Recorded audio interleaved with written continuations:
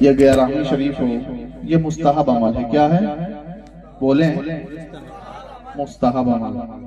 اب مستحب عمل کے لیے کسی دلیل کی ضرورت نہیں ہے، اس لیے کہ اللہ کے رسول نے فرمایا ما رآہ المسلمون حسنا فهو عند اللہ حسن، جو مسلمان جسے اچھا سمجھیں وہ اللہ کے نزدیک بھی اچھا ہے۔ تو جس کام کو مسلمان اچھا سمجھ لیں اللہ کے نزدیک وہ کام بھی اچھا ہے۔ معلوم ہے جس کام کو مسلمان اچھا سمجھے وہی چیز مستحب ہے۔ تو یہ ان کا دھوکہ ہے، بہت بڑا دھوکہ ہے۔ قرآن میں دکھاؤ، حدیث میں دکھاؤ۔ قرآن میں آیا ہوتا تو فرض نہیں ہوتا، حدیث میں آیا ہوتا تو واجب نہیں ہوتا، اس لیے کبھی ان سے دھوکہ مت کھانا۔ اس کام کے لیے تو دلیلیں مانگتے ہیں، مگر میں نے دکھایا تھا وہاں پہ برتھ ڈے منانے کے لیے دلیل نہیں چاہیے، وہ جائز ہے۔ تو ہم نے کہا دنیا دار کہ یوم پیدائش کا دن منانا تمہیں مبارک ہو، اور دونوں عالم کے مالک و مختار کا دن منانا ہمیں مبارک ہو۔ سبحان اللہ، نعرہ تکبیر، نعرہ رسالت۔ 11ویں کا کھانا ان کے نزدیک جائز نہیں ہے، مگر دیوالی کی کچوری پوری کھانا جائز ہے۔ یہ ان کی کتابوں میں میں نے پرسوں ابھی دکھایا ہے۔ اللہ کا کرم ہوا کہ ایسے سنی جاگے، ایسے جاگے کہ انہوں نے عہد کر لیا کہ انشاءاللہ یہاں مسجد بنا کر کے چھوڑیں گے۔ تو آپ ان کے دھوکے میں ہرگز مت آئیں۔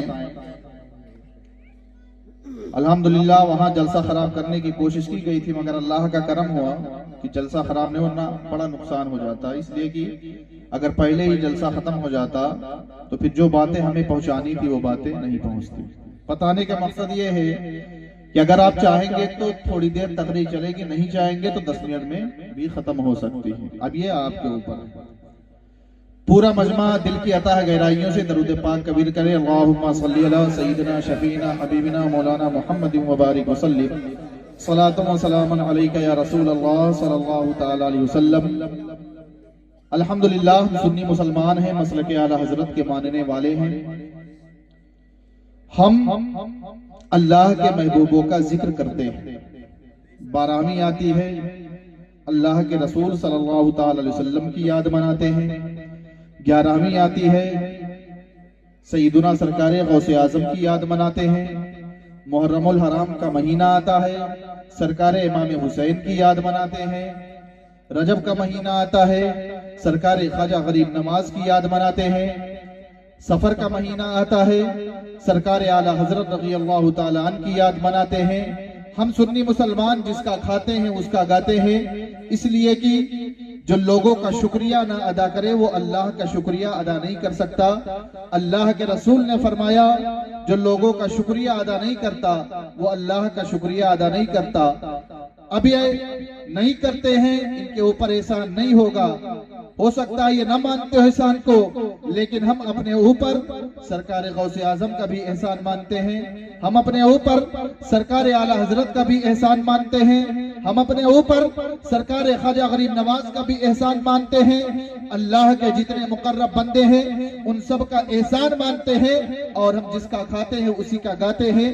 تو جہاں ہم 12ویں آتی ہے سرکار کی یاد مناتے ہیں، وہی اب جب 11ویں آتی ہے سرکار غوث اعظم کی بھی یاد مناتے ہیں۔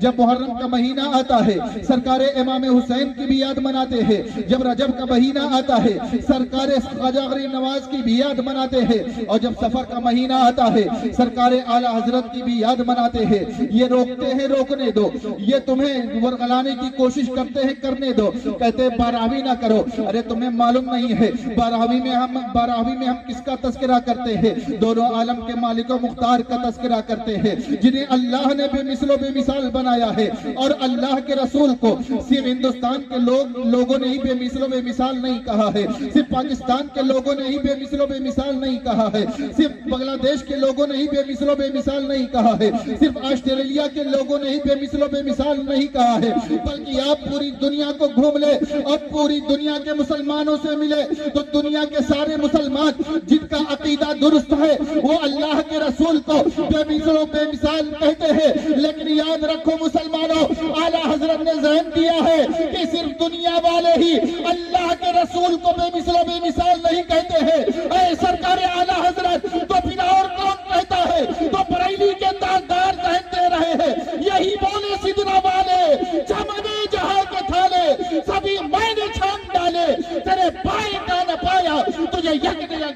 خدایا تجھے حمد ہے خدایا۔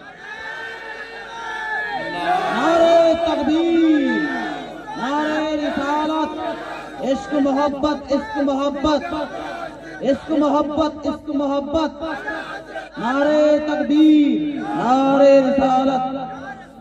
الحمدللہ ہم مسلک اعلیٰ حضرت کے ماننے والے ہیں۔ سرکار اعلیٰ حضرت نے ہمیں جو عقیدہ دیا ہے ہم اس عقیدے کو مانتے ہیں الحمدللہ اور دل و جان سے تسلیم کرتے ہیں۔ وہ اور لوگ ہوں گے جو سرکار دو عالم صلی اللہ تعالی علیہ وسلم کو مردہ مانتے ہیں معاذ اللہ۔ ہمارا تو عقیدہ یہ ہے، ہمیں بریلی کے تاجدار نے ذہن دیا ہے، تو زندہ ہے واللہ، تو زندہ ہے واللہ، میری چشم عالم سے چھپ جانے والے۔ اور مسلمانوں، یہ صرف بریلی کے تاجدار کا عقیدہ نہیں ہے، بلکہ آپ سیدنا صدیق اکبر کی زندگی کا مطالعہ کرو تو آپ کو معلوم ہوگا جب سیدنا صدیق اکبر رضی اللہ تعالیٰ عنہ کے وصال کا وقت قریب ہوا تھا، حضرت ابو بکر صدیق رضی اللہ تعالیٰ عنہ نے وصیت کیا تھا، لوگوں مجھے نہلانا دھلانا اور نہلانے دھلانے کے بعد میرا جنازہ تیار کرنا، اور تیار کرنے کے بعد سرکار کے روزے کے سامنے لے جا کر کے رکھ دینا، سرکار کی بارگاہ میں عرض کرنا، یا رسول اللہ یہ آپ کا یار غار صدیق ہے جو زندگی بھر تو آپ کے ساتھ رہا، زندگی بھر آپ کے ساتھ زندگی گزاری، یا رسول اللہ اس دنیا سے جانے کے بعد بھی آپ کے پہلو میں آرام کرنا چاہتا ہے، آپ کے پہلو میں دفن ہونا چاہتا ہے۔ حضرت صدیق اکبر کا انتقال ہوا ہے، صحابہ کرام نے حضرت صدیق اکبر کو نہلایا ہے، دھلایا ہے، کفن پہنایا ہے، اور جب جنازہ تیار ہو گیا ہے حضرت صدیق اکبر کے جنازے کو لے جا کر کے حضرت صدیق اکبر کے جنازے کو لے جا کر کے سرکار کی دہلیز پر رکھ دیا ہے، عرض کیا ہے یا رسول اللہ یہ آپ کے یار غار صدیق ہے جو زندگی بھر آپ کے ساتھ رہے ہیں، اور اب دنیا سے جانے کے بعد بھی آپ کے پہلو میں دفن ہونا چاہتے ہیں، آپ کا حکم کیا ہے۔ اللہ کے رسول کا جو روزہ ہے اس میں جو دروازہ لگا ہوا تھا وہ دروازہ کھلتا ہے، اندر سے آواز آتی ہے ادخل الحبیب الی الحبیب، دیر نہ کرو، یار کو پہلو کے یار کو پہلو دیر نہ کرو، حبیب کو حبیب کے پہلو میں لا کر کے دفن کر دو، دیر نہ کرو، میرے عاشق کو، میرے سچے عاشق کو، میرے سچے عاشق کو میرے پہلو میں لا کر کے دفن کر دو۔ معلوم ہے صرف سیدنا صدیق اکبر کا یہ معلوم ہوا، یہ صرف اعلیٰ حضرت کا ہی عقیدہ نہیں ہے بلکہ سیدنا صدیق اکبر کا بھی یہی عقیدہ ہے کہ سرکار زندہ ہے۔ حضرت فاروق اعظم رضی اللہ تعالیٰ عنہ کا بھی عقیدہ یہی ہے کہ سرکار زندہ ہے۔ حضرت عائشہ صدیقہ رضی اللہ تعالیٰ عنہ کا بھی یہی عقیدہ ہے کہ سرکار زندہ ہے، اور یہی ذہن ہمیں بریلی کے تاجدار نے دیا ہے، تو زندہ ہے واللہ، تو زندہ ہے واللہ، میری چشم عالم سے چھپ جانے والے۔ اور جب یہ عقیدہ لے کر کے بریلی کے تاجدار مدینہ منورہ گئے ہیں، جانے کے بعد سرکار کی بارگاہ میں پہنچے ہیں، عرض کیا ہے یا رسول اللہ احمد رضا ہندوستان میں تھا، آپ پر سلام پڑھا کرتا تھا، مصطفیٰ جان رحمت پہ لاکھوں سلام، شمع بس میں ہدایت پہ لاکھوں سلام، شہر یار ارم تاجدار حرم، نو بہار شفاعت پہ لاکھوں سلام، یا رسول اللہ احمد رضا آپ پر درود پڑھا کرتا تھا، کعبے کے بدر الدجا تم پہ کروڑوں درود، طیبہ کے شمس الدحا تم پہ کروڑوں درود، طیبہ کے شمس الدحا تم پہ کروڑوں درود، اور کوئی غیب کیا تم سے نیہا ہو بھلا، جب نہ خدا ہی چھپا تم پہ کروڑوں درود۔ یا رسول اللہ آج آپ نے کرم فرمایا ہے، احمد رضا آپ کی بارگاہ میں حاضر ہوا ہے، یا رسول اللہ کرم فرمائیے، احمد رضا کو اپنا دیدار کرا دیجئے، احمد رضا کو اپنا رخ زیبا دکھا دیجئے۔ پہلی رات دعا قبول نہیں ہوئی ہے، دوسری رات آئی ہے، سرکار اعلیٰ حضرت پیارے آقا کی بارگاہ میں پہنچے ہیں، اور پہنچنے کے بعد ایک نعت لکھی ہے، وہ سوئے لالہ زار پھرتے ہیں تیرے دن اے بہار پھرتے ہیں، وہ سوئے لالہ زار پھرتے ہیں تیرے دن اے بہار پھرتے ہیں، آئے غافلوں کیا جگہ ہے جہاں پانچ جاتے ہیں چار پھرتے ہیں، اور مختے میں سیدی سرکار اعلیٰ حضرت ارشاد فرماتے ہیں یا رسول اللہ کوئی کو پوچھے تیری بات رضا، تجھ سے کتے ہزار پھرتے ہیں، تجھ سے شیدا ہزار پھرتے ہیں، سیدی سرکار اعلیٰ حضرت نے یہ نعت سرکار دو عالم کو سنایا ہے، سرکار نے کرم فرمایا ہے اور سرکار اعلیٰ حضرت کو اپنا رخ زیبا دکھایا ہے، اپنی زیارت کرایا ہے۔ اور جب سیدی سرکار اعلیٰ حضرت نے اپنے ماتھے کی نگاہوں سے سرکار کا دیدار کیا ہے تو پکار کر کے کہا ہے اللہ کی سرداب قدم شان ہے یہ، انسان ہی انسان وہ انسان ہے یہ، قرآن تو ایمان بتاتا ہے انہیں، ایمان یہ کہتا ہے میری جان۔ نعرہ تکبیر، نعرہ رسالت، علماء اہل سنت، جشن غوث اعظم، فیضان غوث اعظم، عظمت مصطفیٰ، نعرہ تکبیر، نعرہ رسالت۔ بات سمجھ میں آ رہی کہ نہیں آ رہی؟ کتنے لوگوں کو آ رہی؟ ذرا ہاتھ اٹھائیں، میں چاہتا ہوں آپ لوگ بیدار۔ یہ جو محفل ہے یہ سرکار غوث اعظم رضی اللہ تعالیٰ عنہ کے نام سے منسوب محفل ہے نا۔ الحمدللہ ہم اللہ کے محبوبوں سے پیار کرتے ہیں اور ان کا تذکرہ بھی کرتے ہیں، ہے نا۔ میں آپ کو بتاؤں کہ دنیا کو اولیاء کی بھی ضرورت ہے اور دنیا کو علماء کی بھی ضرورت ہے۔ آئیے میں آپ کو سمجھاتا چلوں، جس طریقے سے عالم اجسام میں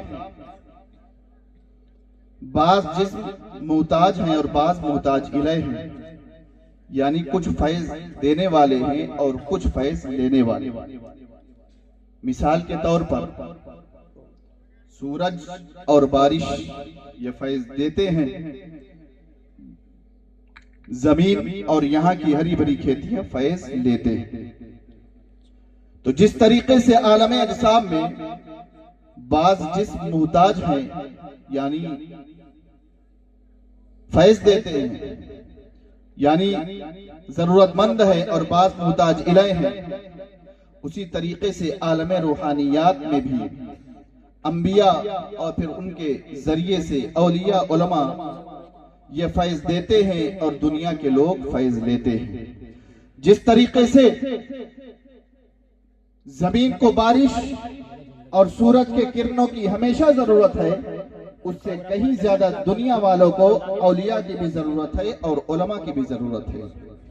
اللہ کے رسول صلی اللہ تعالی علیہ وسلم نے، آواز تھوڑا کھول دیجئے، فل کر دیجئے، اس کے بعد چھوڑ دیجئے۔ اللہ کے رسول صلی اللہ تعالی علیہ وسلم نے علماء دین کو بارش نبوت کا طالاب فرمایا۔ اب آئیے میں آپ کو بتاتا چلوں کیسے اولیاء کی بھی ضرورت ہے اور علماء کی بھی ضرورت ہے۔ تو میرے آقا صلی اللہ تعالی وسلم کی تشریف لانے سے پہلے 1,24,000 یا کم و بیش 2,24,000 انبیاء کرام علیہ الصلوۃ والتسلیم اس خاکدان گیتی پر تشریف لائے۔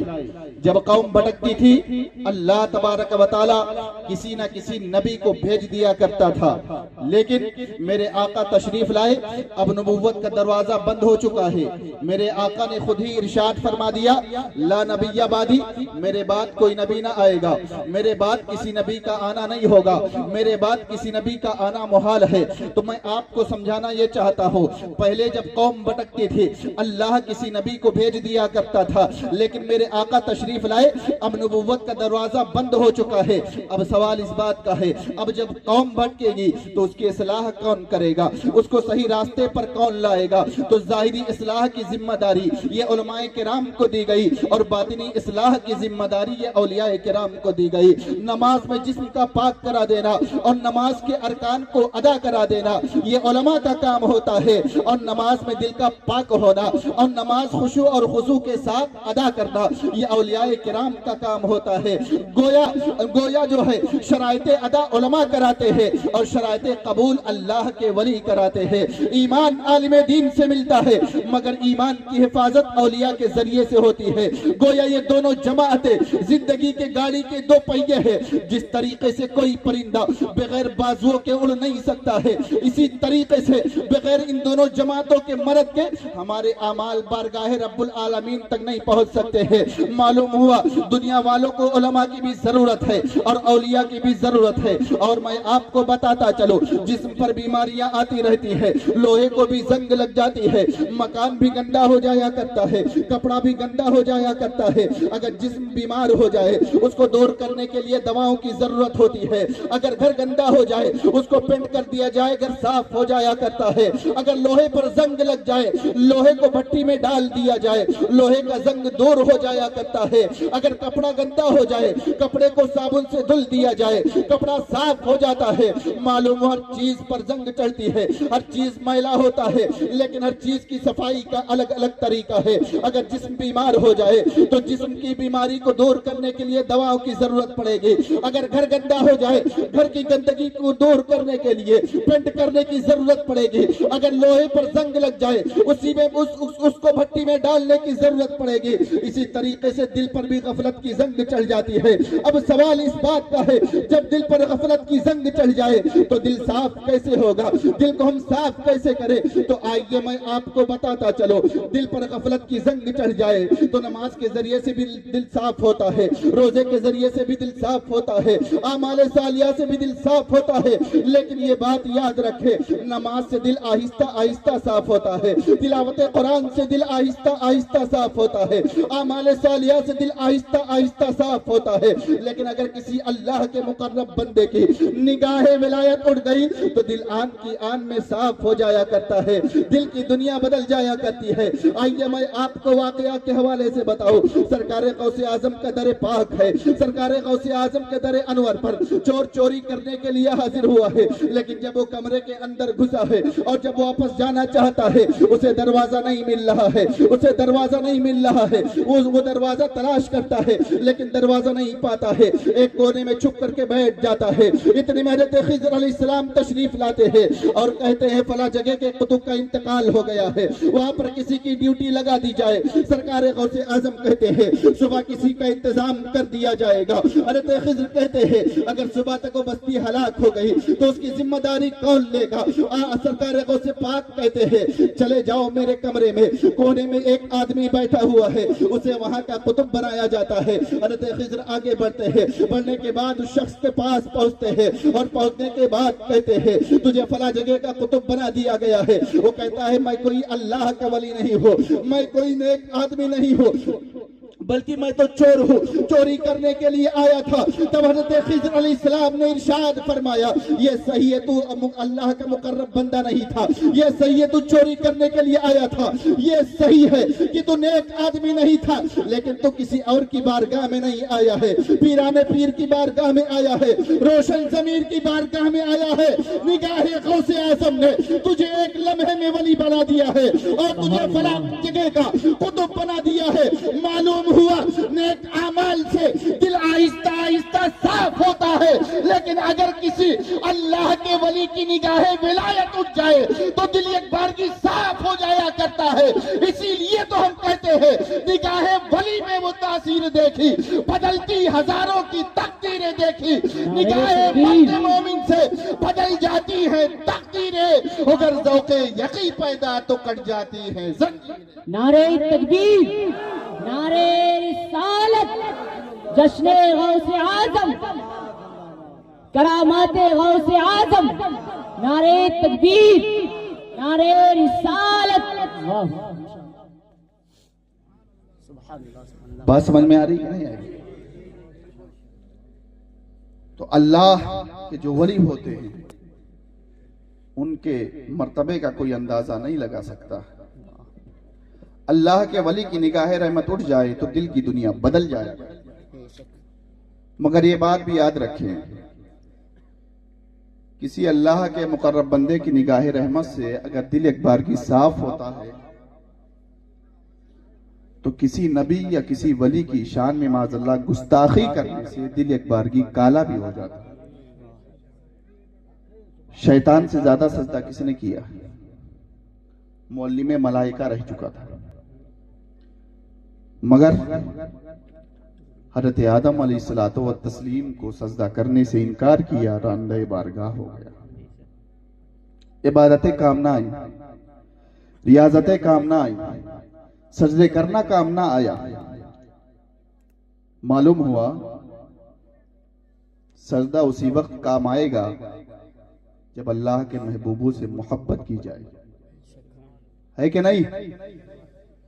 سجدہ عبادتیں اسی وقت کام آئیں گی جب اللہ کے محبوبوں سے محبت کی جائے۔ اور یہ بھی یاد رکھو، آج ہم 5 وقت کی نماز پڑھتے اپنے آپ کو ولی سمجھنے لگتے ہیں، دوسرے کو حقیر سمجھنے لگتے ہیں۔ نہیں مسلمانوں، اپنے کو سب سے کمتر سمجھو۔ بریلی کے تاجدار مجدد جن کے تہجد کی نماز بھی نہ چھوٹے، وہ فرما رہے ہیں بد سہی چور سہی مجرم و ناکارہ سہی، اے وہ کیسا ہی سہی ہے تو کریمہ تیرا۔ جس کے تہجد کی نماز بھی نہ چھوٹے، سنتیں بھی قضا نہ ہوں، وہ اپنے آپ کو بد سہی چور سہی کہے، کیا مطلب ہے؟ جب کوئی اللہ کے حضور اپنے کو جھکاتا ہے، اللہ اسے بلند مقام عطا کرتا ہے۔ جو اپنے آپ کو پست سمجھتا ہے، پھر اللہ اسے بلندیاں عطا کرتا ہے۔ میں بتا یہ رہا تھا، اگر کسی ولی کی نگاہ کرم سے دل کی دنیا آن میں بدلتی ہے، تو کسی اللہ کے مقرب بندے کی شان میں گستاخی کرنے سے دل ایک بار کی کالا بھی ہو جاتا ہے۔ آئیے میں قرآن کے حوالے سے بتاؤں۔ قرآن میں اللہ نے ارشاد فرمایا، الا ان اولیاء اللہ لا خوف علیہم ولا هم يحزنون، خبردار بے شک اللہ کے ولیوں کو نہ تو کوئی خوف ہوتا ہے نہ انہیں کوئی غم ہوتا ہے۔ اب میں آپ کو ذہن دینا چاہتا ہوں، یہاں پر اللہ تبارک و تعالیٰ نے جو آیت کریمہ نازل کی ہے، اس میں الا حرف تنبیہ بھی ہے اور انا حرف تاکید بھی ہے۔ یہ تاکید اور تنبیہ کا حرف کب لایا جاتا ہے؟ جب انکار کا احتمال پایا جاتا ہے۔ مثال کے طور پر آپ نے کسی سے کوئی بات کہی کہ فلاں جگہ یہ چیز ہو رہی تھی، سامنے والے نے انکار کر دیا، تب آپ کو تاکید پیدا کرنے کی ضرورت ہے۔ آپ نے کہا اللہ کی قسم فلاں جگہ ایسا ہوا ہے، تب اس نے سمجھا اس نے اپنے کلام میں تاکید پیدا کیا ہے، ایسا ہوا ہوگا۔ اب اللہ نے جو آیت کریمہ نازل فرمائی الا ان اولیاء اللہ، اس آیت کریمہ میں اللہ نے حرف تنبیہ کو بھی رکھا ہے اور حرف تاکید کو بھی رکھا ہے۔ اب سوال اس بات کا ہے، حرف تنبیہ اور حرف تاکید وہاں لایا جاتا ہے جہاں پر انکار کا احتمال ہوتا ہے۔ جب قرآن کریم نازل ہو رہا تھا، اللہ کے محبوبوں کے پاور کا تو کوئی منکر نہیں تھا، اللہ کے محبوبوں کے پاور کا تو کوئی انکار کرنے والا نہیں تھا۔ پھر آخر وجہ کیا ہے؟ اللہ نے اس آیت کریمہ کو جو نازل کیا ہے اس میں حرف تنبیہ بھی رکھا ہے، حرف تاکید بھی رکھا ہے۔ تو آئیے میں آپ کو بتاتا چلو، اللہ عالم الغیب والشہادہ ہے، اللہ جانتا تھا آج اگرچہ میرے محبوبوں کے پاور کا کوئی انکار کرنے والا نہیں ہے، لیکن ایک زمانہ وہ آئے گا جب میرے محبوبوں کے بارے میں کہا جائے گا، میرے محبوب کے بارے میں کہا جائے گا جس کا نام محمد یا علی ہے، وہ کسی چیز کا مالک و مختار نہیں ہے، رسول کے چاہنے سے کچھ نہیں ہوتا ہے معاذ اللہ رب العالمین۔ اس لیے اللہ نے پہلے ہی تاکید کر دیا ہے، میرے جو محبوب بندے ہوتے ہیں ان کی طاقت کا تم اندازہ نہیں لگا سکتے ہو،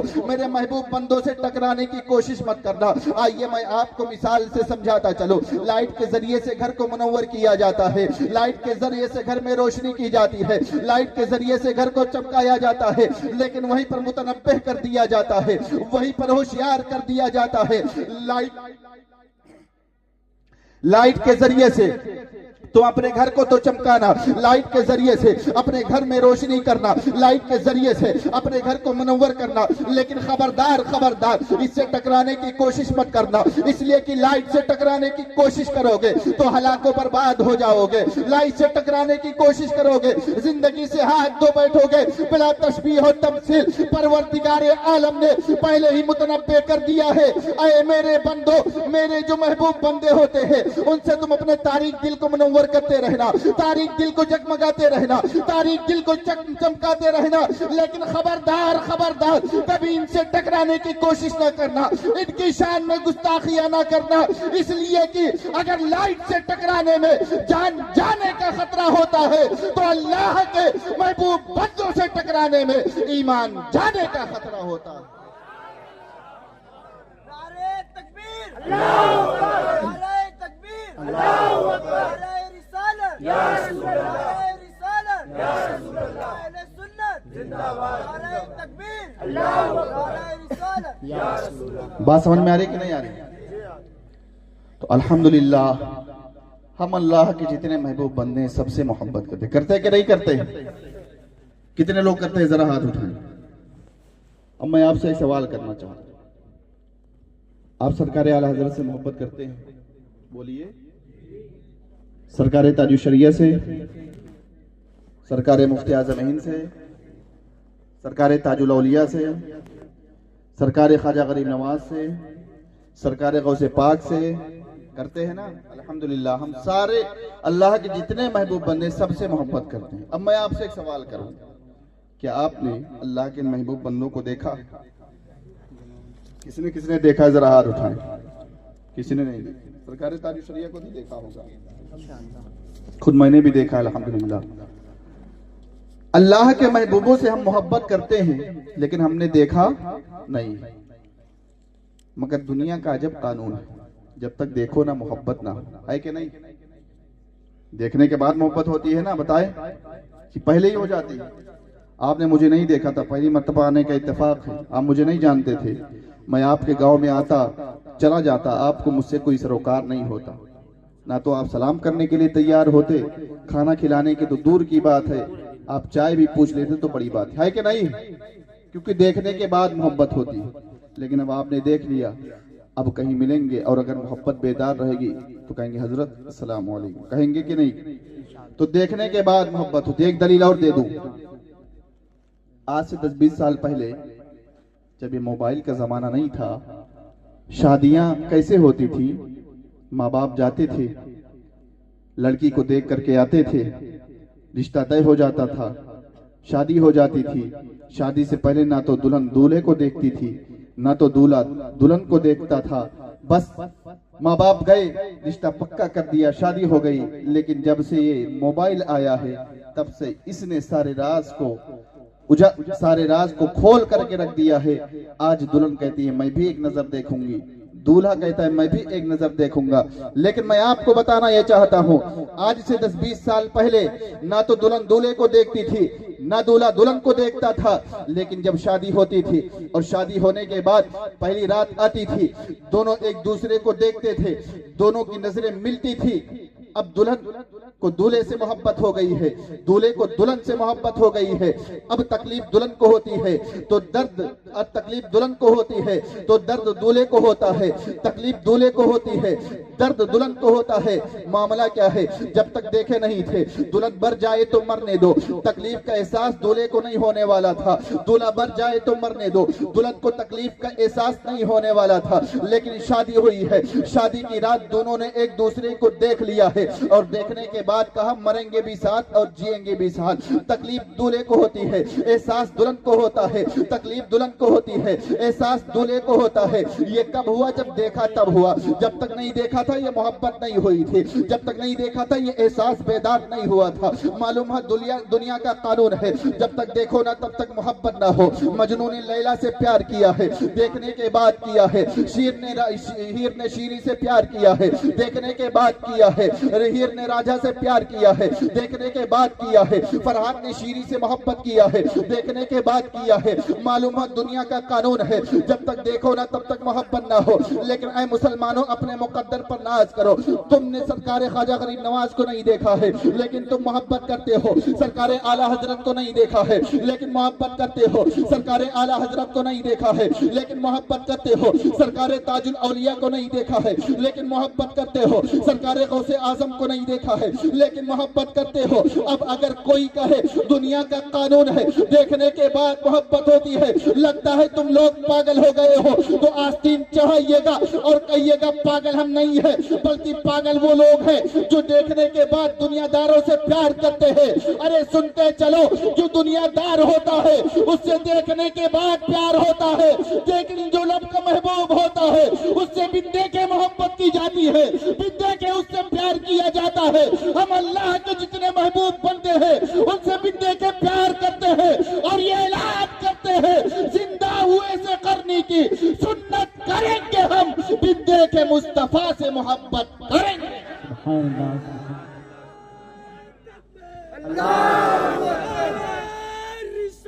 या بہت خوب مفتی صاحب ماشاءاللہ.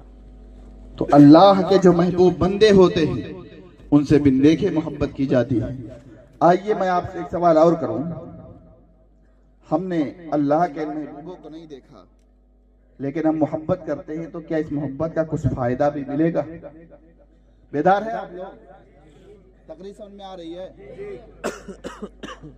ذرا کوئی نعرہ لگا دے کھڑا ہو کر. نعرہ تکبیر، نعرہ تکبیر، نعرہ رسالت، نعرہ رسالت، نعرہ اہل سنت، نعرہ تکبیر، نعرہ رسالت.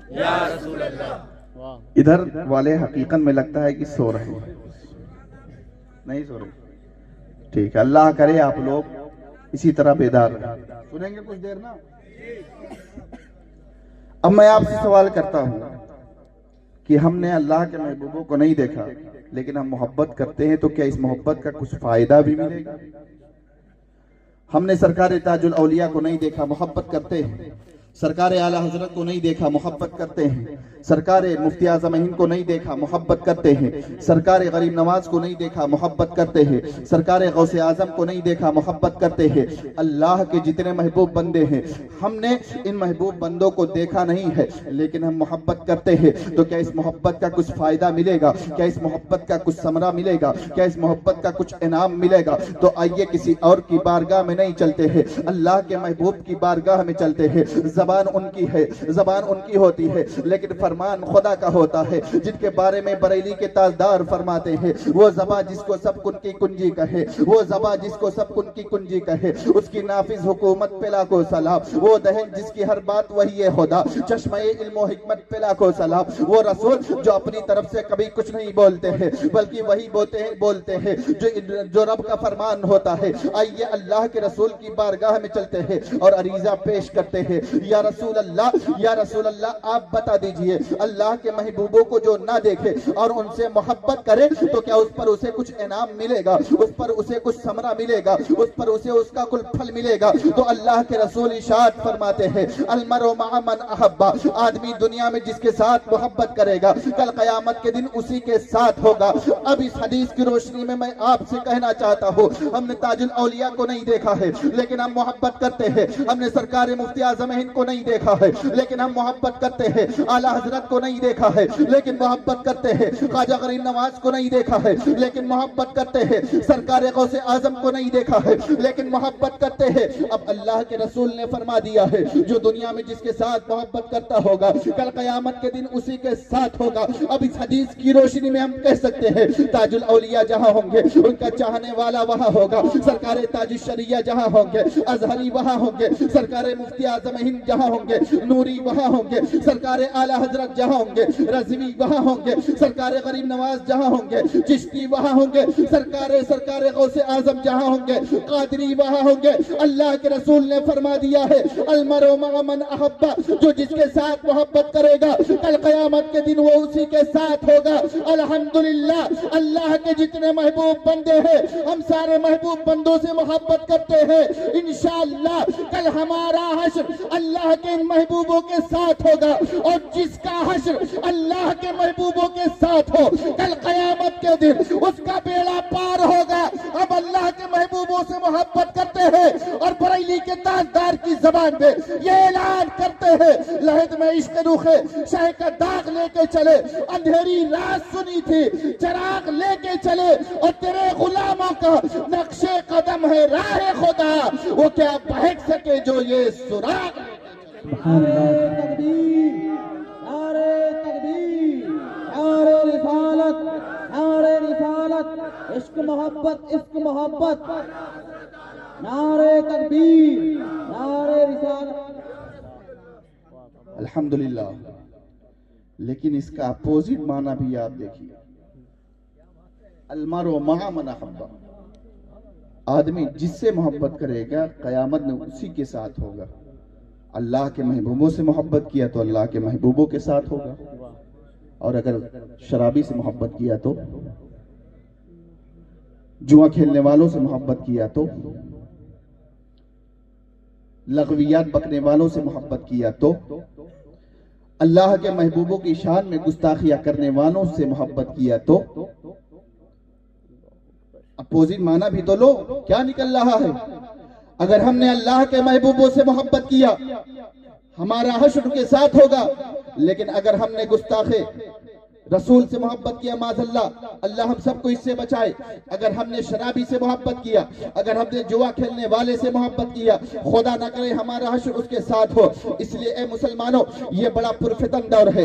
قرآن کہہ رہا ہے یا ایھا الذین آمنوا اتقوا اللہ، اے ایمان والو اللہ سے ڈرو، وکونوا مع الصادقین، اور سچوں کے ساتھ ہو جاؤ۔ یہ حدیث پاک بھی بتا رہی ہے جو اللہ کے محبوبوں سے محبت کرے گا دنیا میں بھی وہ کامیاب ہوگا اور آخرت میں بھی کامیاب ہوگا۔ اس لیے اے مسلمانوں، اچھوں کے ساتھ اٹھو اور اچھوں کے ساتھ بیٹھو۔ اس لیے اچھوں کے ساتھ اٹھو گے اور اچھوں کے ساتھ بیٹھو گے، رب کی رحمتوں کا نزول ہوگا، چیزیں تمہیں بھی مل جائیں گی۔ اور اگر بروں کے ساتھ بیٹھو گے، بروں کے ساتھ اٹھو گے، خدا نہ کرے وہ ہمارے ایمان کو برباد کر دے، خدا نہ کرے ہمارا ایمان اور عقیدہ خراب ہو جائے۔ اس لیے مسلمانوں، میں آپ کو ایک پیغام دینا چاہتا ہوں، یہ بڑا پرفتن دور ہے، یہ فتنوں کا دور ہے۔ اگر چاہتے ہو تمہارا ایمان اور عقیدہ بچا رہے تو یوٹیوب سے دین مت حاصل کرو، اس لیے کہ تمہیں نہیں معلوم ہے یوٹیوب سے دین، یوٹیوب پر دین بانٹنے والا، یوٹیوب کے ذریعے دین سکھانے والا، پتہ نہیں وہ کس عقیدے کا ہے، پتہ نہیں وہ تمہیں کیا سکھائے گا، اس لیے کہ تمہیں اتنی تمیز نہیں ہے۔ وہ قرآن پاک پڑھے، اگر وہ غلط ترجمہ کرے گا تم پکڑ نہیں پاؤ گے، حدیث پاک پڑھے، وہ غلط ترجمہ کرے گا، تمہیں احساس تک نہیں ہوگا اور تمہارا ایمان وہ کھا جائے گا، تمہیں احساس تک نہیں ہوگا۔ اس لیے میں کہا کرتا ہوں، اگر چاہتے ہو تمہارا ایمان اور عقیدہ بچا رہے، ان علماء سے قریب ہو جاؤ، اپنے محلے کے امام کے پاس جاؤ اور انہیں کہو ہم دین نہیں جانتے ہیں، ہم دین کی تعلیمات نہیں جانتے ہیں، ہمیں دین کی تعلیمات سکھا دیجئے، ہمیں دین کی باتیں بتا دیجئے۔ یہ علماء ہر وقت تیار رہتے ہیں، ہمارے پاس کوئی آئے تو صحیح، ہم تو مائل بکرم ہیں، کوئی سائل ہی نہیں، راہ دکھلائے کسی رہنوی منزل ہی نہیں، یہ تو اس بات کے متمنی رہتے ہیں ہمارے پاس آئے تو کوئی ہم انہیں دین کی باتیں سکھائے، ہم انہیں دین کی باتیں بتائے۔ لیکن مسلمانوں کو فرصت نہیں ہے، کرکٹر کا نام پوچھو تو بتا دیں گے، فلمی اسٹار کا نام پوچھو تو بتا دیں گے، اگر کہیں گناہ کی محفل ہو، گناہ کی محفل سج رہی ہو، اس میں جگہ نہیں ملے گی، لیکن اگر اللہ کے محبوبوں کی محفل سج رہی ہو، گنتی بھر آدمی آتے ہیں۔ مسلمانوں، سنبھالو اپنے آپ کو، سدھارو اپنے عادت و اطوار کو، اور سدھارو اپنی عادتوں کو، سدھارو اپنے اعمال کو۔ اللہ نے فرما دیا ہے یا ایھا الذین آمنوا اتقوا اللہ وکونوا مع الصادقین، اے ایمان والو اللہ سے ڈرو اور سچوں کے ساتھ ہو جاؤ۔ اللہ کے رسول نے بھی فرما دیا ہے المرء مع من احب، آدمی جس سے محبت کرے گا کل قیامت کے دن اسی کے ساتھ ہوگا۔ اس لیے اے مسلمانوں، تم سچوں کے ساتھ رہو گے، فائدہ یہ ہوگا اگر کوئی دنیا دار تمہارے پاس آئے گا، تمہارے ایمان اور عقیدے کو خراب کرنے کی کوشش کرے گا اور کہے گا ایک طرف محبت رسول ہے، ایک طرف دنیا کی دولت ہے، بتاؤ تم کسے اپناؤ گے؟ اگر تم نے اچھوں کی صحبت پائی ہے اور عشق رسول تمہارے دل کے اندر ہے، تم دنیا کی دولت کو ٹھوکر مار دو گے اور عشق رسول کو اپنا لو گے اور یہ کہتے ہوئے نظر آؤ گے چھٹ جائے اگر دولت کونین تو غم کیا ہے، چھوٹے نہ مگر ہاتھ سے دامان محمد، زمانہ کچھ کہے دیوانے اپنی جان دے دیں گے مگر دامن نہ چھوڑیں گے تمہارا یا رسول اللہ۔ اگر تمہیں کوئی ورغلانے کی کوشش کرے گا بریلی کے تاجدار کی زبان میں، تم یہ اعلان کرتے ہوئے نظر آؤ گے میں مجرم ہوں آقا مجھے ساتھ لے لو کہ رستے میں ہے جا بجا تھانے۔ نعرے تکبیر، نعرہ رسالت یا رسول اللہ، لبیک لبیک یا رسول اللہ، لبیک لبیک یا رسول اللہ، لبیک لبیک لبیک یا رسول اللہ۔ نعرہ تکبیر، اللہ اکبر، نعرہ رسالت یا رسول اللہ۔ واقعات بہت یاد ہیں، بہت سے یاد ہیں زندگی پہ الحمدللہ، لیکن واقعات تو آپ سنتے رہتے ہیں، ایسے واقعات یاد ہے کہ شاید آپ سنے نہ، لیکن میں آپ کو کچھ پیغام دینا چاہتا ہوں۔ اس لیے کہ پرسوں جو ماحول ہوا اس سے ہمیں احساس ہوا کہ لوگ ہمارے ایمان اور عقیدے کے ساتھ کھلواڑ کرنا چاہتے ہیں۔ اس لیے مسلمانوں، ہندوستان کے حالات بہت خراب ہیں۔ ہم کہتے ہیں نا کب کسے مار دیا جائے مسلمان کے نام پر کوئی بھروسہ نہیں۔ اس ماحول کو دیکھ کر کے ہر کوئی کہتا ہے نا کہ کاش کوئی صلاح الدین ایوبی آ جاتا، کہتا ہے کہ نہیں کہتا؟ کاش کوئی محمد بن قاسم آ جاتا، کاش کوئی طارق بن زیاد آ جاتا، کاش کوئی موسیٰ بن نصیر آ جاتا، کاش اللہ کسی فاروق اعظم کو بھیج دیتے۔ کہتے ہیں کہ نہیں کہتے؟ میں آپ سے ایک سوال کرنا چاہتا ہوں، چاہے حضرت عمر ہوں، چاہے حضرت صلاح الدین ایوبی ہوں، چاہے حضرت طارق بن زیاد ہوں، چاہے موسیٰ بن نصیر ہوں، چاہے نور الدین زنگی ہوں، یہ سب آسمان سے نازل ہوئے تھے یا زمین سے نکلے تھے؟ یا انہوں نے بھی کسی ماں کی گود میں پرورش پائی تھی؟ بتائیے آپ مجھے۔ اگر میں یہ سوال کروں، جتنے اسلامی سپہ سالار یا ہمارے اسلامی لشکر کے جو کمانڈر رہے ہیں یا جو امیر المومنین رہے ہیں، جتنے بھی، یہ زمین سے نکلے تھے یا آسمان سے اترے تھے؟ تو آپ کا بھی یہی جواب ہوگا، نہ تو یہ آسمان سے نازل ہوئے تھے، نہ تو زمین سے نکلے تھے، بلکہ انہوں نے بھی کسی ماں کی گود میں پرورش پائی تھی، ان کی بھی تربیت کسی ماں کی گود میں ہوئی تھی۔ پھر میں آپ کو ذہن دینا چاہتا ہوں، آخر وجہ کیا ہے؟ ہم حضرت عمر کو یاد کیوں کرتے ہیں؟ ہم موسیٰ بن نصیر کو یاد کیوں کرتے ہیں؟ ہم طارق ابن زیاد کو یاد کیوں کرتے ہیں؟ ہم نور الدین زنگی کو یاد کیوں کرتے ہیں؟ وجہ کیا ہے مسلمانوں؟ کیا ان کے پاس کوئی آئٹم بم تھا؟ کیا انہوں نے کوئی آئٹم بم تیار کر کے رکھا تھا کہ اسے چھوڑ دیں گے تو دنیا ختم ہو جائے گی؟ نہیں مسلمانوں، انہوں نے کوئی آئٹم بم نہیں بنایا تھا، بلکہ انہوں نے مصطفیٰ جان رحمت کی سچی غلامی کا پٹا اپنی گردن میں ڈالا تھا، انہوں نے مصطفیٰ جان رحمت کے دامن کرم کو تھاما تھا، انہوں نے مصطفیٰ جان رحمت کی سچی غلامی اختیار کی تھی۔ نتیجہ کیا ملا تھا؟ جب تک دنیا میں رہے ان کے نام کا ڈنکا بجتا رہا، دنیا سے جانے کے بعد بھی ان کے نام کا ڈنکا بج رہا ہے، اور انشاءاللہ صبح قیامت تک بجتا رہے گا۔ میں آپ سے پوچھنا چاہتا ہوں، ہم صرف یہ تمنا کرتے ہیں کوئی طارق ابن زیاد آ جائے، کوئی موسیٰ بن نصیر آ جائے، کوئی صلاح الدین ایوبی آ جائے، کوئی جو ہے نور الدین زنگی آ جائے۔ ہم کیوں نہیں سوچتے ہیں ہمیں کو طارق ابن زیاد بننا ہے، ہمیں کو صلاح الدین ایوبی بننا ہے، ہمیں کو موسیٰ بن نصیر بننا ہے؟ ڈاکٹر اقبال نے بڑے پہلے کہہ دیا تھا، قوموں کی حیات ان کے تخیل پہ ہے موقوف، یعنی قوم کے خیالات جس قدر روشن ہوں گے، قوم کے خیالات جس قدر ہوں گے اسی حساب سے وہ زندگی گزارے گی۔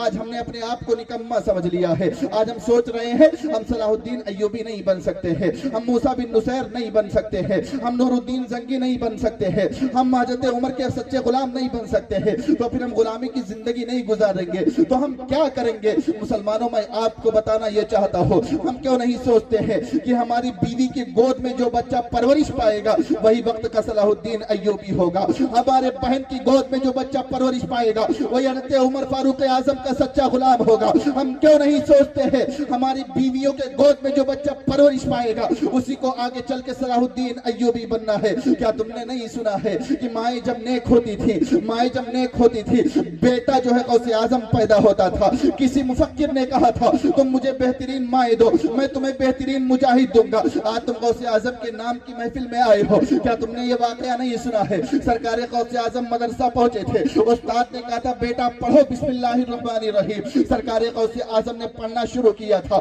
18 پارے پڑھ کر کے سنا دیے تھے، استاد نے کہا تھا یہ آپ نے کہاں سے یاد کیا ہے؟ غوث اعظم نے ارشاد فرمایا تھا میری ماں 18 پارے کی حافظہ تھی، میری ماں چلتی تھی تو قرآن کی تلاوت کیا کرتی تھی، دودھ پلاتی تھی قرآن کی تلاوت کیا کرتی تھی، کھانا کھلاتی تھی قرآن کی تلاوت کیا کرتی تھی، کھانا بناتی تھی قرآن کی تلاوت کیا کرتی تھی۔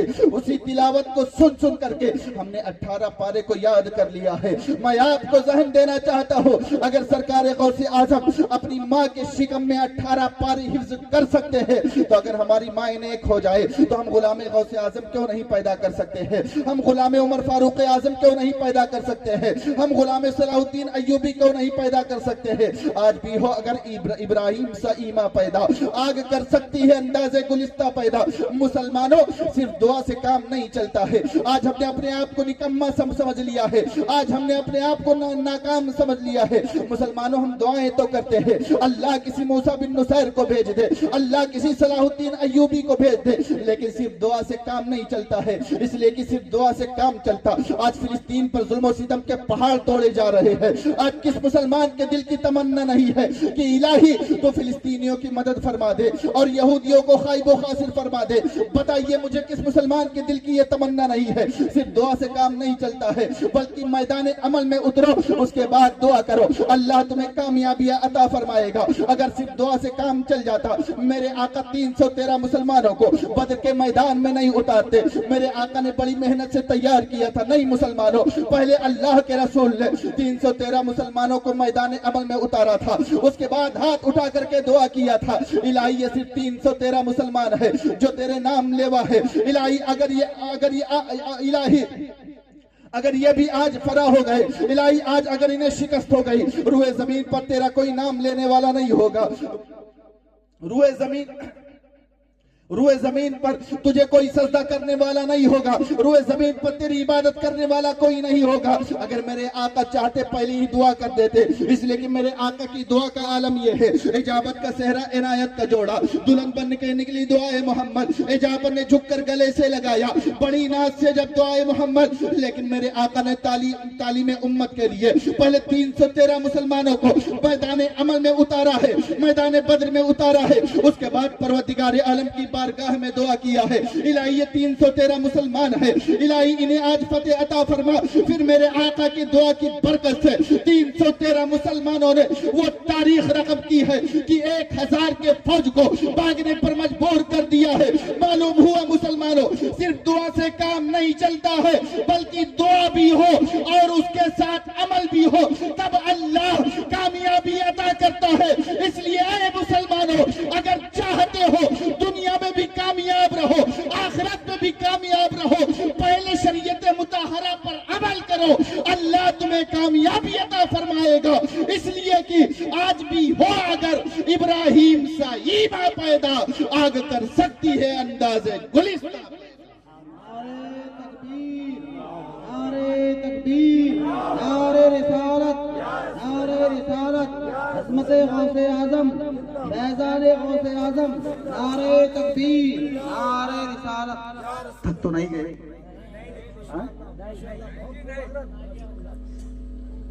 آج ہم جس عظیم محفل میں آئے ہیں نا, یہ محفل سرکار غوث اعظم کے نام سے منسوب ہے نا. ہم سرکار غوث اعظم کا تذکرہ کرتے ہیں, انشاءاللہ صبح قیامت تک کرتے رہیں گے, لیکن ہم صرف کرامتیں سنتے ہیں اور بھول جاتے ہیں. کرامتیں سنتے ہیں اور بھول جاتے ہیں.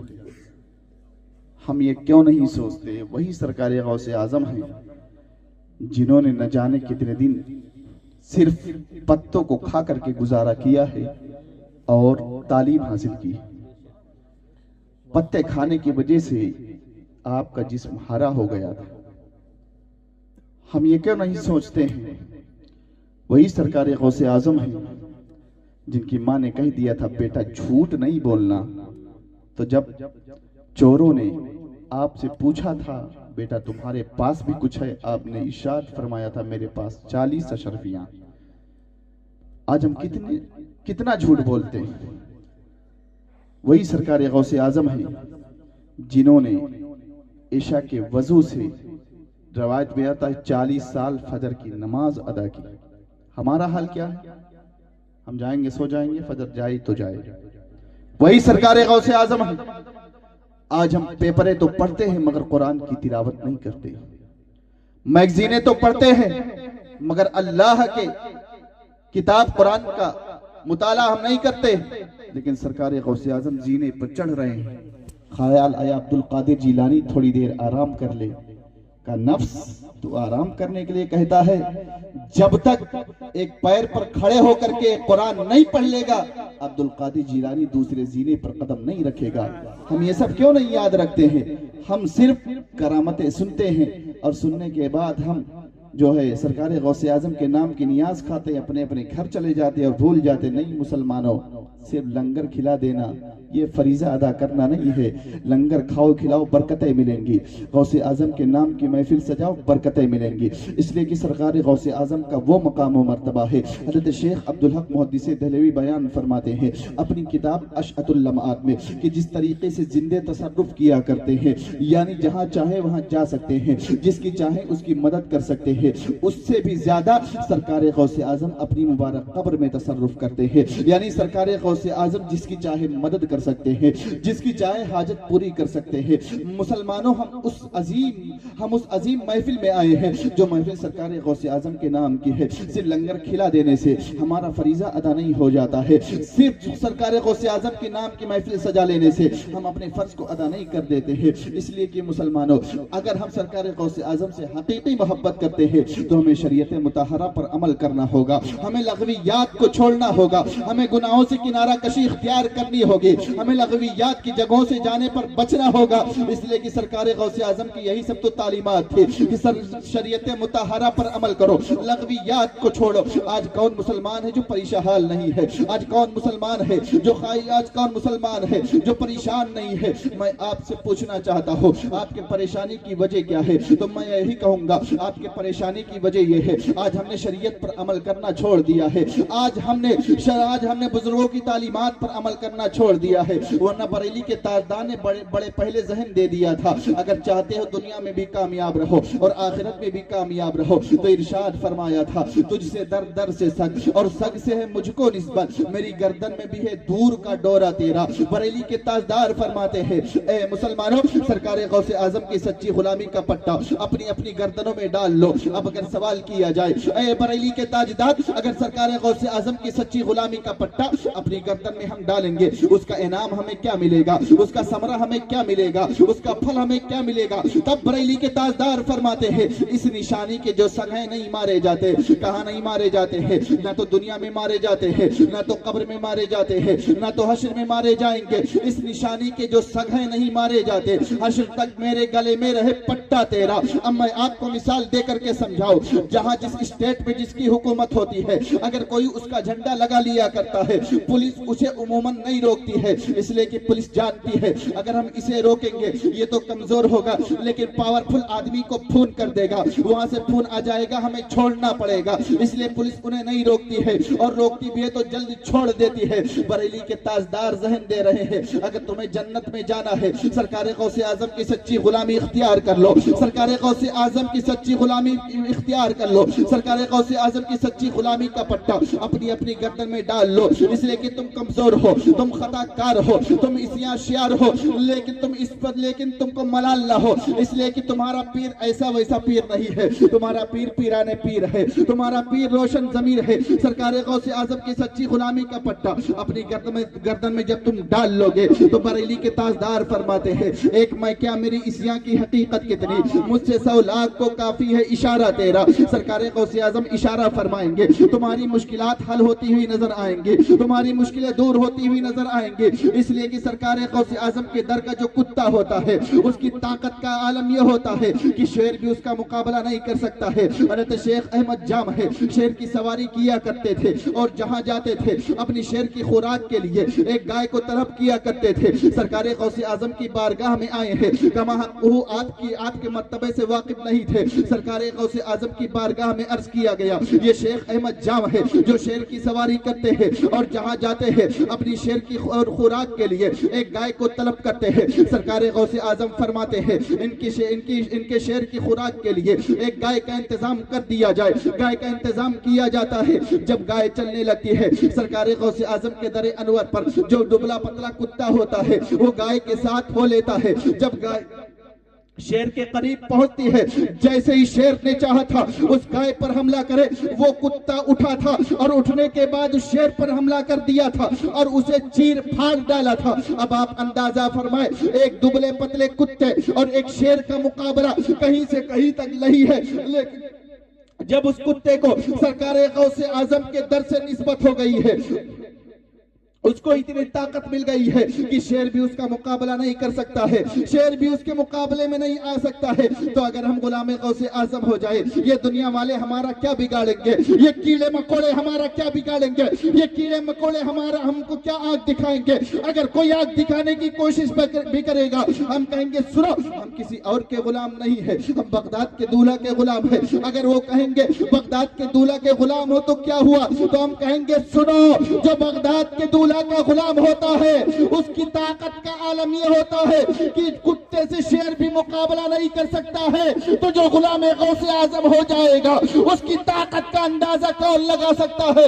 یہی وجہ ہے بہت پہلے بریلی کے تاجدار نے ذہن دے دیا تھا، اگر تمہیں دنیا میں بھی کامیاب ہونا ہے اور آخرت میں بھی کامیاب ہونا ہے تو کیا کرو کہ یہ کرو، سرکار غوث اعظم کی سچی غلامی کا پٹا اپنی گردن میں ڈال لو، تم دنیا میں بھی کامیاب ہو جاؤ گے اور آخرت میں بھی کامیاب۔ نعرے تکبیر، نعرے رسالت، عظمت غوث اعظم، فیضان غوث اعظم، عشق محبت، نعرے تکبیر، نعرے رسالت۔ آخری بات کہہ کر کے میں اپنی بات ختم کرتا ہوں۔ آج ہم سوچتے ہیں ہم مسلمان ہیں اس لیے مارے جائیں، آخری بات نہیں، مسلمان جہاں گیا ہے لوگوں نے اس سے محبت کیا، بہت اہم بات ہے، بنا سنے جائیے گا نہیں، بعد میں افسوس کریں گے۔ مسلمان جہاں گیا ہے لوگوں نے اس سے محبت کیا، مسلمانوں کو دیکھ کر کے تو دنیا کی تقدیریں بدل گئی۔ ہم مسلمان اس لیے نہیں مارے جا رہے بلکہ ہم اسلامی تعلیمات سے دور ہیں اس لیے مارے جا رہے ہیں۔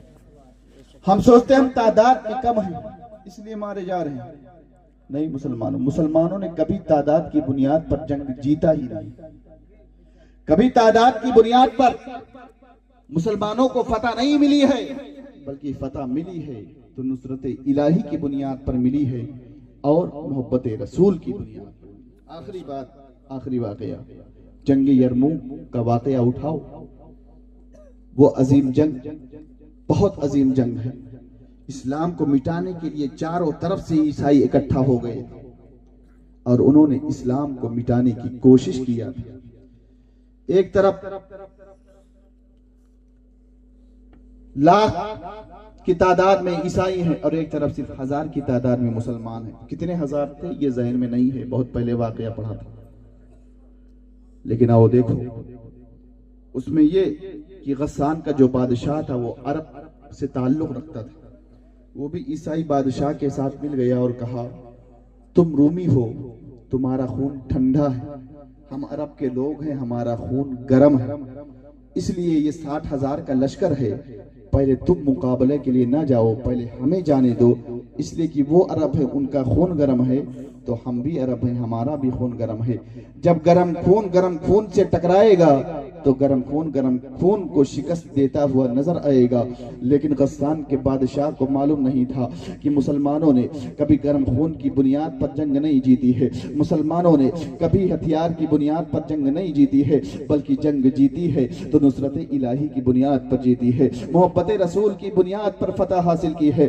جب غسان کے بادشاہ نے عیسائی بادشاہ سے اتنا کہا ہے، عیسائی بادشاہ نے کہا ٹھیک ہے تم اپنا 60,000 کا لشکر لے کر کے میدان میں جاؤ۔ غسان کا بادشاہ میدان میں آیا ہے، ایک طرف 60,000 کا لشکر لیے وہ مسلمانوں کو جنگ کے لیے بلا رہا ہے۔ امین الامہ حضرت عبیدہ ابن جراح اسلامی لشکر کے سپہ سالار تھے، انہوں نے مشورہ طلب کیا ہے اور کہا ہے کیا کیا جائے۔ غسانی بادشاہ 60,000 کا لشکر لے کر کے آیا ہے، بتاؤ کیا کیا جائے۔ تب ایک کمانڈر اٹھا تھا اور اٹھنے کے بعد اس نے کہا تھا سارے لشکر کو لو اور لینے کے بعد اس سے مقابلہ کرو۔ تب دوسرے اسلامی کمانڈر کھڑے ہوئے تھے اور کھڑے ہونے کے بعد انہوں نے کہا تھا کیا اس کو اتنی عزت دو گے کہ اس کے لیے سارے اسلامی سپہ سالاروں کو میدان میں اتارو گے؟ اسے اتنی عزت نہ دو، اس کے لیے تو 20,000 کی فوج کافی ہے۔ تبھی ایک تیسرے کمانڈر کھڑے ہوئے تھے اور کھڑے ہونے کے بعد انہوں نے کہا تھا اسے اتنی عزت دو گے، اس کے لیے تو 10,000 کی فوج کافی ہے۔ ایک چوتھے کمانڈر کھڑے ہوئے تھے اور کھڑے ہونے کے بعد انہوں نے کہا تھا اسے اتنی عزت دو گے کہ اس کے مقابلے کے لیے 10,000 مسلمانوں کو لے کر کے جاؤ گے، اس کے لیے تو 5,000 60,000 کا لشکر کافی ہے. الغرض معاملہ طے ہو جاتا ہے کہ اتنا لشکر اس کے مقابلہ کے لیے بھیجا جائے. امین الامہ حضرت عبیدہ ابن جراح کی نگاہ سیف اللہ حضرت خالد ابن ولید پر مرکوز ہو جاتی ہے. حضرت خالد ابن ولید سے حضرت ابو عبیدہ ابن جراح مشورہ طلب کرتے ہیں اور کہتے ہیں خالد ابن ولید تمہارا کیا مشورہ ہے, تمہاری کیا رائے ہے بتا دو. حضرت خالد ابن ولید کہتے ہیں میری رائے یہ ہے میں صرف 30 مسلمانوں کو لے لو اور لینے کے بعد ان کے مقابلہ کے لیے جاؤ. حضرت ابو عبیدہ ابن جراح کہتے ہیں 30 مسلمان کم ہو جائیں گے, ایسا کرو تم 60 مسلمانوں کو لے لو اور لینے کے بعد 60,000 کے مقابلہ کے لیے چلے جاؤ. 60 مسلمانوں کو حضرت خالد ابن ولید نے تیار کیا تھا. تب حضرت ابو عبیدہ ابن جراح نے پوچھا تھا اے خالد ابن ولید کوئی کمی تو نہیں رہ جائے گی؟ خالد ابن ولید نے کہا تھا میرا تو دل چاہتا ہے میں تنہا جاؤں اور ان تمام کو شکست دے کر کے واپس لوٹ کر کے آؤں. گویا حضرت خالد ابن ولید نے بتا دیا کہ بکریوں کے ریوڑ کے لیے غلام مصطفیٰ ایک شیر ہی کافی ہوتا ہے, 60,000 کے لیے تو خالد ابن ولید تنہا. نعرے تکبیر, نعرے تکبیر, نعرے رسالت, نعرے رسالت, علماء اہل سنت, نعرے تکبیر, نعرے رسالت. اب آخری بات سنو, حضرت خالد ابن ولید نے 60 مسلمانوں کو لیا ہے اور لینے کے بعد 60,000 کے مقابلہ کو پہنچ گئے ہیں. جب غسان کے بادشاہ نے دیکھا اتنے کم آدمی آئے ہیں تو اس نے سوچا شاید سرنڈر کرنے کے لیے آئے ہیں, شاید یہ جو ہے سر جھکانے کے لیے آئے ہیں. اس نے پوچھا تھا تم کیوں آئے ہو؟ تب مسلمانوں نے کہا تھا تم نے مقابلہ کے لیے بلایا ہے اس لیے آ گئے ہیں. تب اس نے کہا اتنے کم لوگوں کو مقابلہ کے لیے لے کر کے آئے ہو, تمہارا سپہ سالار کون ہے اس کو آگے کرو. حضرت خالد ابن ولید آگے بڑھے تھے اور بڑھنے کے بعد کہا تھا بتاؤ کیا کہنا چاہتے ہو. تب غسان کے بادشاہ نے کہا تھا اگر میری نظریں دھوکہ نہیں کھا رہی ہے تو تم خالد ابن ولید ہو جنہیں اللہ کی تلوار کہا جاتا ہے. حضرت خالد ابن ولید نے ارشاد فرمایا تھا ہاں لوگ مجھے خالد ابن ولید کے نام سے جانتے ہیں, لوگ مجھے خالد ابن ولید کے نام سے پکارتے ہیں. تب اس نے کہا تھا اے خالد ابن ولید میں تو تمہیں بڑا عقل مند سمجھتا تھا, میں تو تمہیں بہت دانا سمجھتا تھا, تم 60,000 کے لیے صرف 60 مسلمانوں کو لے کر کے آئے ہو, یہ بھی کوئی عقل میں آنے والی بات ہے, یہ بھی کوئی عقل کی بات ہے. تب حضرت خالد ابن ولید نے للکار کر کے کہا تھا ذرا حملہ تو کر, تجھے معلوم ہو جائے گا کون کس پر بھاری ہوتا ہے, کون کسے شکست دیتا ہے, کسے فتح حاصل ہوتی ہے. حضرت خالد ابن ولید نے اپنے ساتھیوں کو لیا تھا اور لینے کے بعد غسان کے بادشاہ کے لشکریوں پر حملہ کیا تھا. تاریخ بتاتی ہے 60,000 کے مقابلہ کے لیے صرف 60 مسلمان تھے, وہ ان میں چھپ گئے تھے, نظر نہیں آ رہا تھا مسلمان کہاں گئے ہیں اور گرد اڑ رہی تھی. حضرت ابو عبیدہ ابن جراح نے گرد اڑتے ہوئے دیکھا تھا. جب نعرے تکبیر مسلمان بلند کرتے تھے تب معلوم ہوتا تھا مسلمان ابھی زندہ ہے. حضرت ابو عبیدہ نے مدینہ منورہ کی طرف منہ کو کیا ہے, بارگاہ رسول میں عریضہ پیش کیا ہے یا رسول اللہ خالد ابن ولید 60,000 مسلمانوں کو لے کر کے 60,000 کے مقابلہ کے لیے گئے ہیں.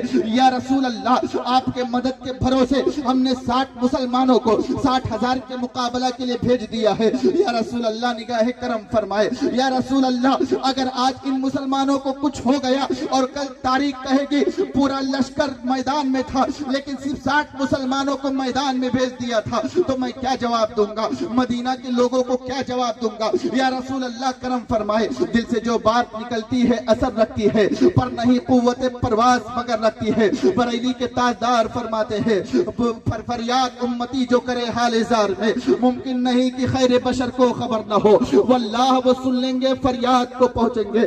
اتنا بھی تو ہو کوئی جو آہ کرے دل سے. حضرت خالد ابن ولید 60 مسلمانوں کو لے کر کے 60,000 کے مقابلہ کے لیے گئے تھے.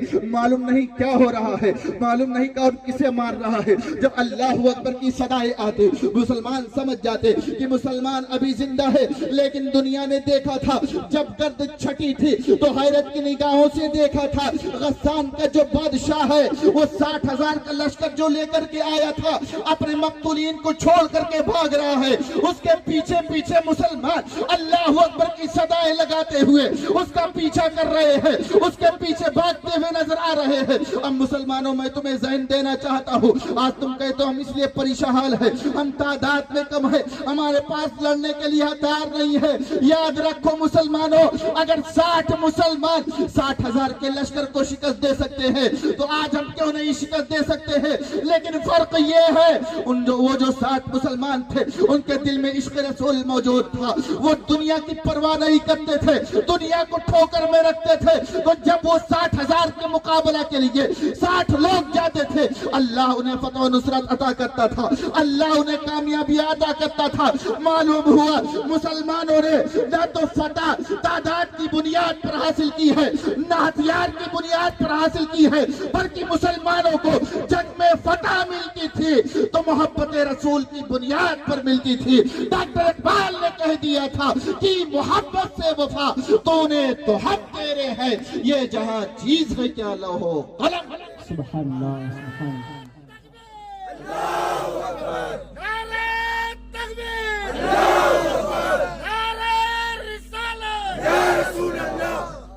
اے مسلمانوں، سرکار غوث اعظم رضی اللہ تعالیٰ عنہ کے نام کی محفل آپ نے سجائی، آج سے عہد کرو انشاءاللہ ہم شریعت مطہرہ پر عمل کرنے کی کوشش کریں گے، ہم انشاءاللہ نمازوں کو قضا نہیں ہونے دیں گے، ہم انشاءاللہ شریعت مطہرہ کے خلاف کوئی کام نہیں کریں گے۔ فتنوں کا دور ہے، اپنے ایمان اور عقیدے کی حفاظت کرو۔